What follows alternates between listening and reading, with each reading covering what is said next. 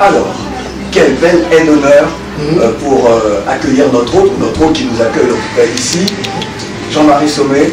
Bonne arrivée, et c'est la famille, donc voilà. Merci de nous recevoir ici, chez toi.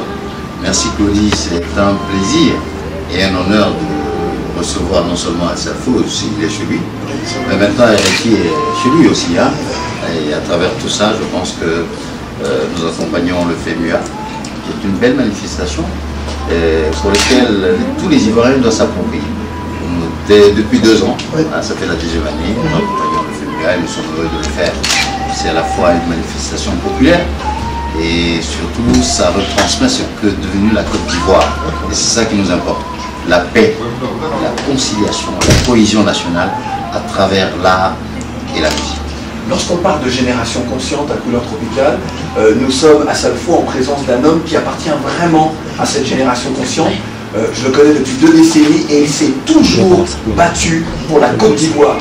Quelles que soient les conditions, il s'est battu pour représenter la Côte d'Ivoire pour 4 coins du monde, son tourisme, son agriculture, ce qu'est la Côte d'Ivoire dans toute sa diversité artisanale.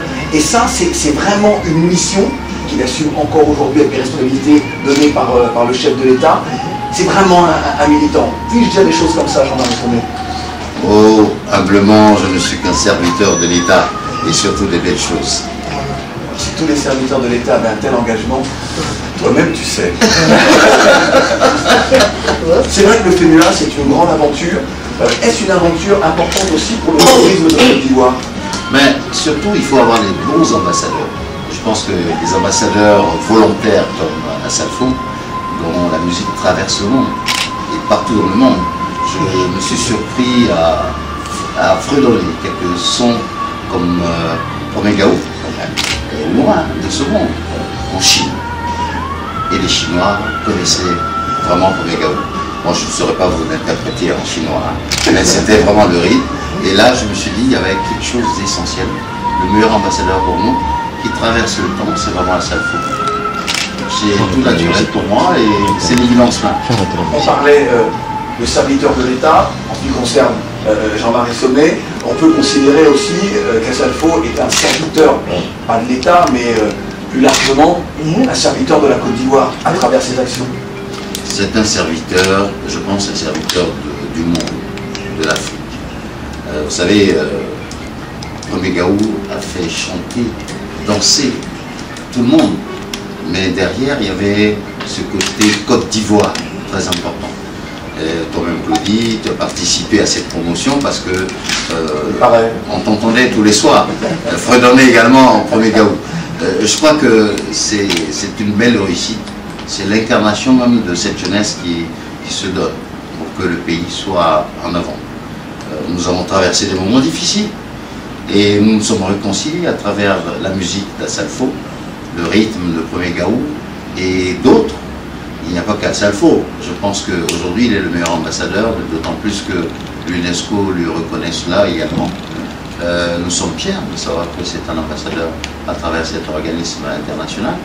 Mais surtout, aujourd'hui, il a créé quelque chose. Il a fusionné un petit bourg de Côte d'Ivoire, c'est-à-dire un Lumumbo, avec le monde entier. On parle d'un Lumumbo comme si on parlait de New York ou de Paris. Tant mieux pour nous. Donc cela fait que, effectivement, les gens d'Almambo sont heureux, mais à travers eux, c'est toute la Côte d'Ivoire, c'est tous les Ivoiriens. Alors certains disent parfois, oui Claudie, tu es un peu excessif, mais là je n'ai pas le sentiment, je ne vais pas l'être, je crois.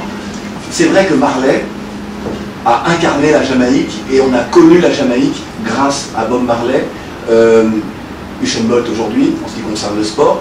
On peut considérer aussi que Magic System, après les artistes comme Alpha Blondy, hein, mais que Magic System a permis de connaître, de faire connaître en tout cas la Côte d'Ivoire par d'autres populations à travers le monde. Toi qui voyages justement. Bien sûr, je pense qu'on a cité un grand, Marley, on a cité une bonne. C'est une flèche, effectivement. Et Magic System, ce sont nos flèches qui transpercent et qui fendent le cœur. Donc à travers ça, il n'y a rien à dire. On va traverser le monde ensemble, c'est pour ça que nous sommes ensemble. Il faut aller très loin. Il faut dire qu'en Côte d'Ivoire, il y a un tel potentiel touristique inexploité. Et les Espagnols sont en train de venir sur le terrain Et aujourd'hui, on vient de finir un tour avec les Espagnols, les tours opérateurs espagnols, qui sont partis ravis, en disant simplement, nous on s'en fiche des hôtels, ce qu'on veut voir c'est votre culture. Et on l'a vu. Mais ce qu'il y a de plus riche en Côte d'Ivoire, ce sont les zones. Aquaba, en Espagne. Comme ils disent eux-mêmes. Parce que cette fois-ci, ils vont revenir avec les touristes. Vous savez, on a fait une progression énorme. On était à 270 000 touristes internationaux il y a 2 ans. Nous sommes à 478 000, alors que l'objectif était vraiment de 500 000 en 2015. Alors, on ne savait pas que c'était un aspect économique de tout pays en développement. Et on s'est rendu compte qu'en partant de 0, voire 1% du PIB, nous sommes aujourd'hui à 4,8 dans le PIB, pas loin du cacao qui est à 5. Donc ça veut dire qu'économiquement, le tourisme est en train de prendre en Côte d'Ivoire. Voilà.